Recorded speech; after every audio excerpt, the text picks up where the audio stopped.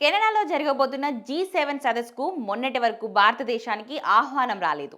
దీంతో గత 5 ఏళ్లుగా ప్రతిసారి ఈ సదస్సుకు హాజరైన ప్రధాని మోదీ ఈసారి హాజరు కావడం లేదంటూ పెద్ద ఎత్తున వార్తలు వచ్చాయి.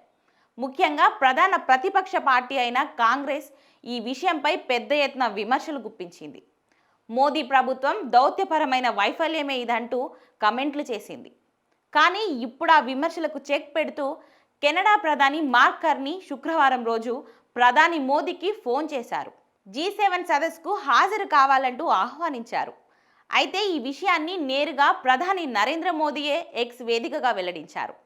జూన్ 13వ తేదీ నుంచి 15వ తేదీ మధ్య జరిగే ఈ సమావేశానికి తాను హాజరు కాబోతున్నట్లు నరేంద్ర మోదీ ప్రకటించారు. America, France, Britain, Japan, Italy, కెనడాతో పాటు జర్మనీ దేశాల అధినేతలు G7 సదస్సులో పాల్గొంటారు. అయితే ప్రతి ఏటా ఎంతో ప్రతిష్టాత్మకంగా నిర్వహించే ఈ సదస్సులకు ఇతర దేశాల నుంచి నేతలను కూడా ఆహ్వానిస్తుంటారు. ఎప్పటిలాగానే ఈసారి కూడా బ్రెజిల్, మెక్సికో, దక్షిణాఫ్రికా, ఉక్రెయిన్, ఆస్ట్రేలియా దేశాల నుంచి అధిపతులకు ఆహ్వానం అందింది.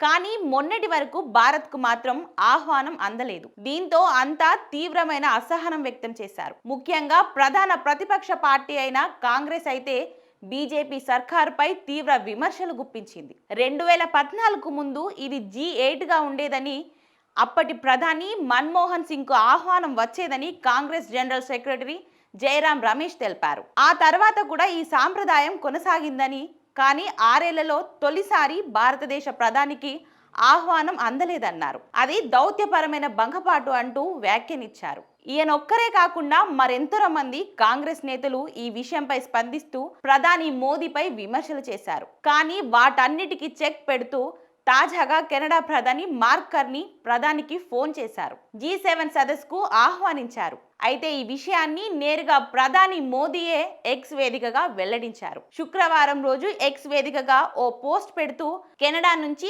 G7 సదస్సు కోసం వచ్చిన ఆహ్వానాన్ని ధృవీకరించారు. జపాన్లో జరిగిన గత సమావేశానికి హాజరైన మోదీ ఈసారి కూడా సమావేశానికి వెళ్తున్నట్లు ప్రకటించారు.